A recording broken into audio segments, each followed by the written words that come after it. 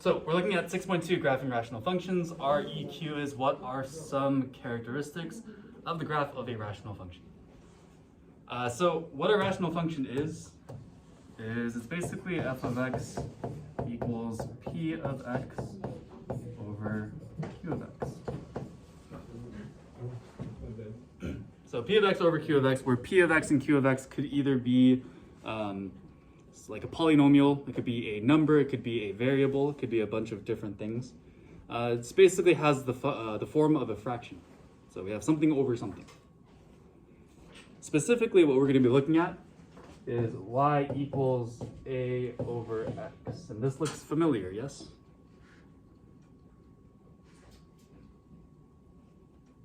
Yeah, we were working with this all of last week, called it the inverse. So we have y equals a over x, and we're going to be basically graphing this particular function. Vocabulary word for you guys is asymptote. Have you guys heard this before? Nope. Wait, asymptote. Yes? No? No. Say it with me. Asymptote. Asymptote. Thank you. Appreciate you guys. What an asymptote is basically it's like an invisible line that another line is approaching. So do you guys know what an exponential function looks like? Yeah. If you were to look at an exponential graph, what happens to it? Shrinks. Right. It kind of curves up, right? So when it's curving up, it kind of hits this invisible wall, and it doesn't pass that point. Does that make sense? Yeah. Same deal with these. If I were to graph this out, we get this. And you notice that it gets closer and closer to this axis here, and closer to this axis here, but it never actually touches it. No matter how much I zoom out, it's never crossing those lines. Does that make sense? So an asymptote is basically like this invisible barrier or force field that kind of keeps our graph in a certain area. So the way we can define this is, call this an invisible line that a curve approaches but never touches. So our curve is going to approach this line, but it's never going to quite touch it. It's never going to pass it, it's never going to intersect with it.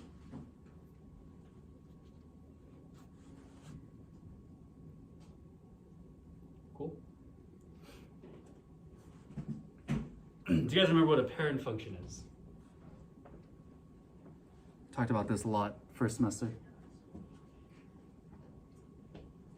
Parent function's kind of like the basic form of a function. Like if I have a parabola, then it's just like this U shape. If I have a linear equation, then it's just like a straight line that's at a diagonal. And that's kind of what we compare all of our graphs to. In this case, this graph here, this 1 over x, is our parent function. This is what we're going to be comparing all of our graphs to. So our parent function is going to be f of x equals 1 over x, where our a value here is 1.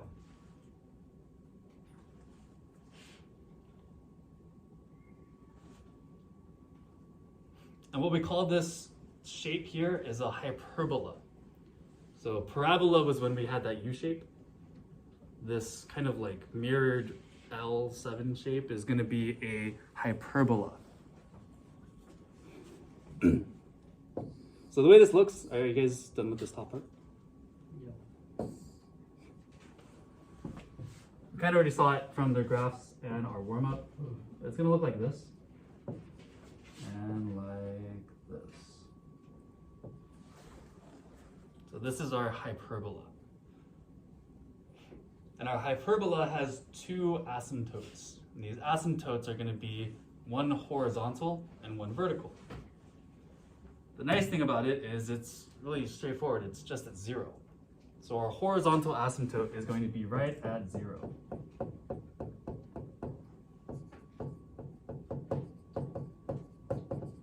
So this is our horizontal asymptote. And that's going to be y equals 0.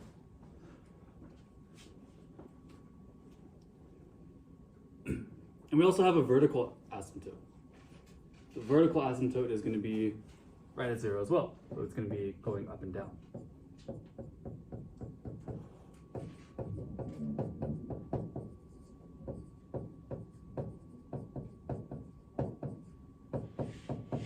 And this is x equals 0. And basically what that means is this graph will never hit 0. Which should make sense, because if I were to plug 0 into this equation, can I do that?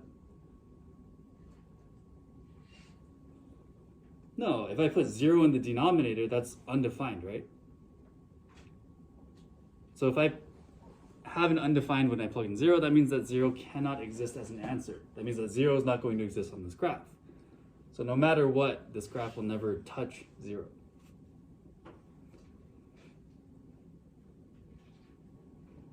Do you guys remember domain and range? So if my graph never touches 0, then my domain and range would exclude only one number. That one number is 0. It's the only number that doesn't fit into this graph. So my domain and range is going to be all real numbers except 0. So that means I can plug in any number to my equation and it'll work except for 0. And I can get any number answer except for 0.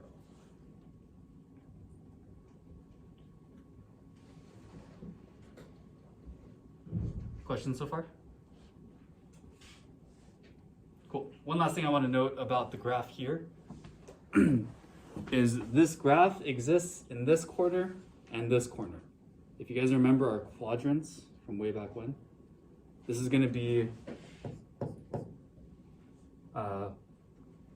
quadrant 1. This is quadrant 2. This is quadrant 3. And this is quadrant 4. So this graph exists in the first and third quadrant. We count kind of counterclockwise there.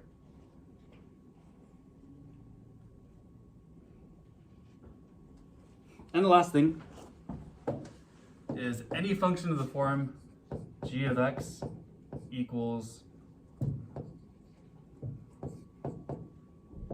a over x is going to have the same asymptotes, same domain, and same range as my parent function. So these three things will always be the same, no matter what number I plug in for a, no matter what number is my numerator. Does that make sense?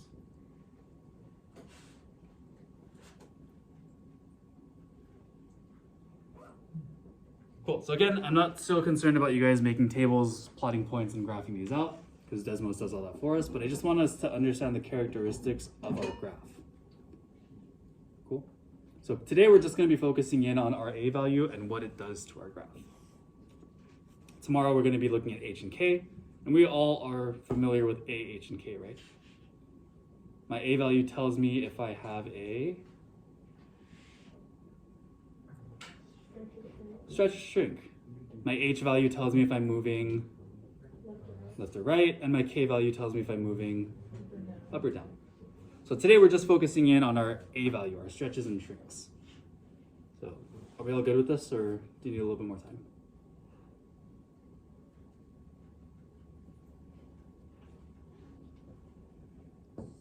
So take a look at the first example. Example 1 says graph g of x on Desmos. Compare the graph with our parent function f of x is equal to 1 over x. Identify our asymptotes, domain, and range. So I'm going to graph both of these guys on Desmos and show you guys what's happening here. Actually, before I do that, take a look at this g of x. What is my a value here? Now, my a value is the numerator, so that's going to be 4. If my a value is 4, do I have a stretch or a shrink? Stretch, right? Because I remember anything that's greater than 1 is going to be a stretch. So if my a value is a whole number, then we have a vertical stretch.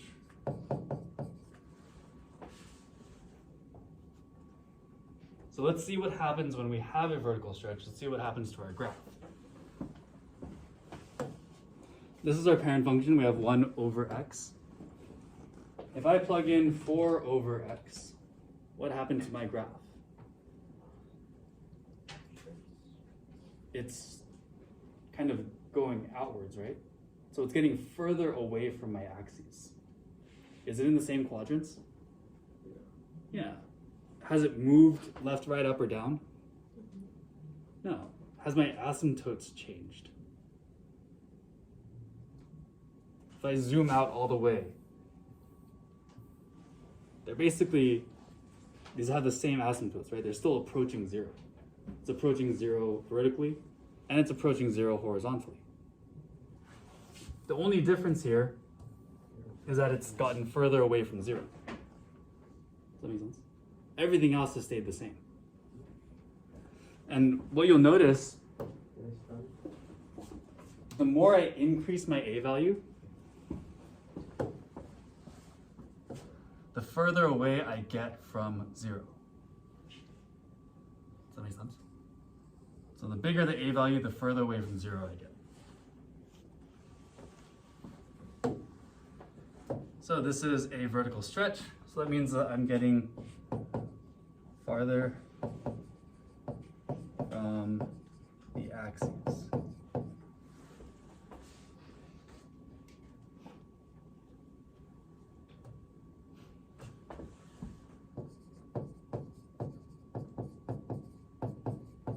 My asymptotes are the same, right? So they would both be x equals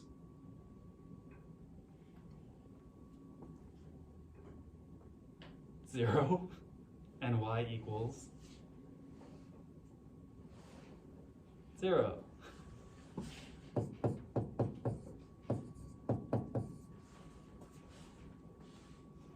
So what is the only number that I'm excluding from my domain and range?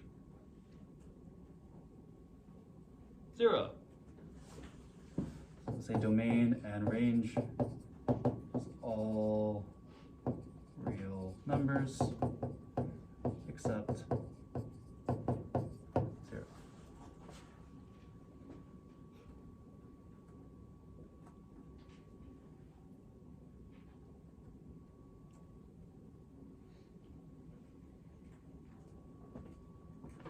All right, go ahead and try to graph part B on your own. See what's happening with part B and see how it's different from part A.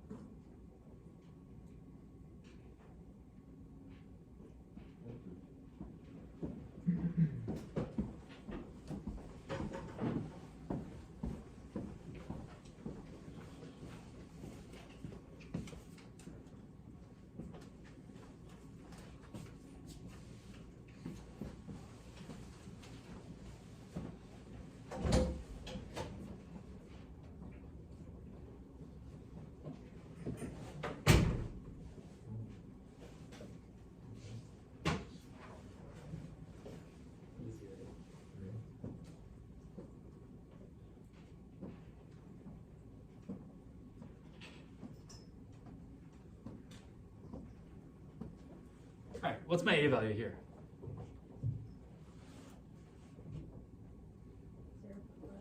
0.5. Is that going to be a stretch or shrink? Shrink.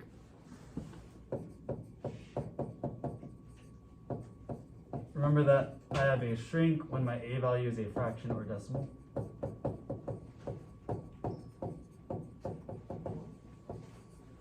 So when I have a fraction or decimal a value, then I have a vertical shrink. what's happening with my vertical shrink? My graph is getting Smaller. Shrinking. closer, right? Closer to 0? Same thing. Closer to the axis. And again, we can see this if we look at this slider here. If I start bringing this in, yeah. The closer I get, the more my graph is coming inward. So the smaller my decimal or fraction is, the closer I'm getting to 0.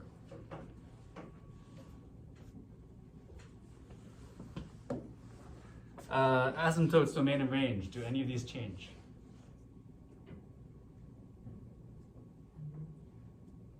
Nope. My a value only brings it closer to the zeros or pulls it away from the zeros. Nothing else changes. Everything else stays the same. So here we can just say that our asymptotes, domain, and range are all the same as our parent function. Hopefully that makes sense. Asymptotes, domain, range are all the same as our parent function.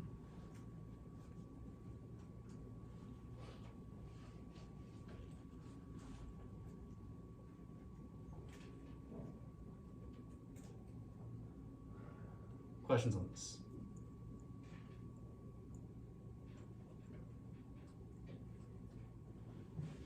Do my quadrants change here?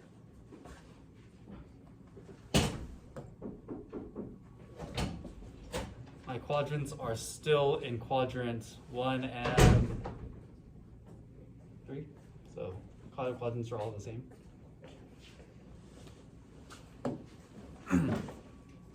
Take a look at the next one, example 2. How is example 2 different from our first one?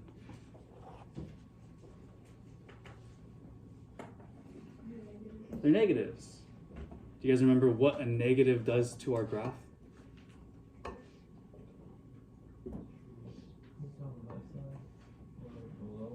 Yeah, it's a, what do we call that? Reflection. So if I have a negative in my function, then I'm going to have a reflection of some sort. So let's take a look at what that does. Can I scroll down? Are you guys good at this?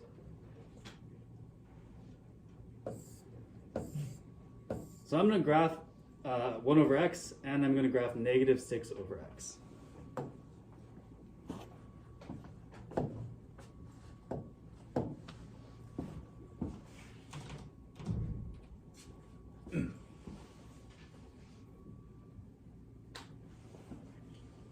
What happened here?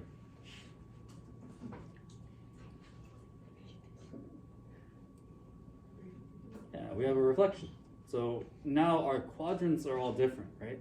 We started in quadrants 1 and 3, and we ended up in quadrants 2 and 4. So this is a reflection in the x-axis because of that negative. So our a value here is negative 6. That tells me that I have a vertical stretch or shrink. Stretch.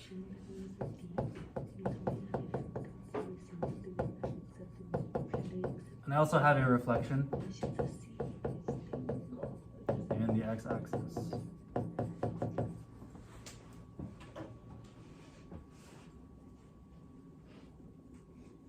Do my asymptotes, domain, and range change? Even though I'm reflecting in the x-axis, my graphs are still approaching 0. Does that make sense? Their invisible wall that we're kind of reaching towards is 0, horizontally and vertically. So again, my asymptotes, my domain, and range are all the same as the parent function.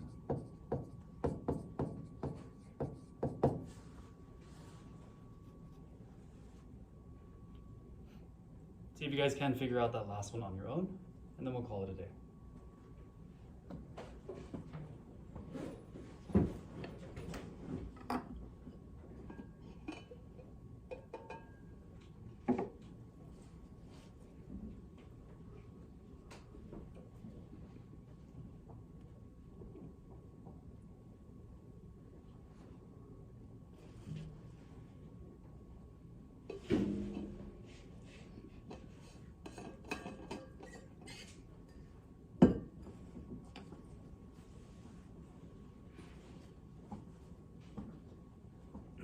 chances are you can figure out what's happening without graphing this, but you can always use Desmos to graph if you need to.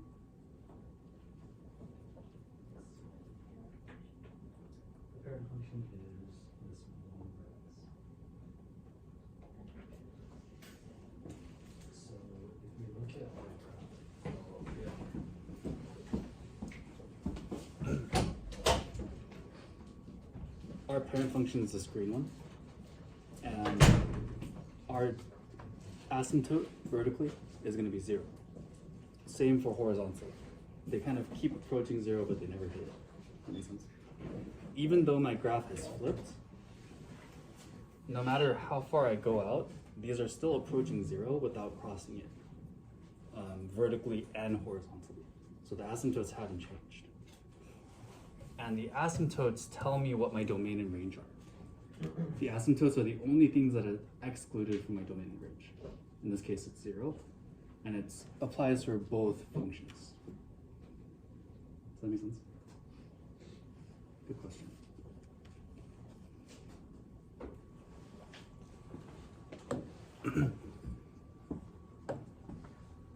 Alright, fairly simple stuff, yes? So what is my A value here? Yeah, negative 0.25. This tells me that I have a stretch or a shrink. Shrink, right? Because it's a fraction or a decimal. So this is a vertical shrink.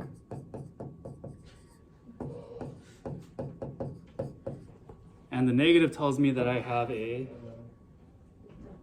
flexion.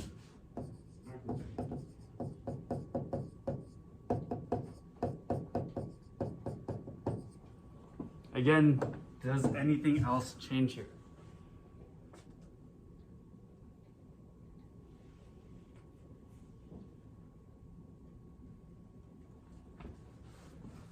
Asymptotes, domain and range are all still the same as our parent function.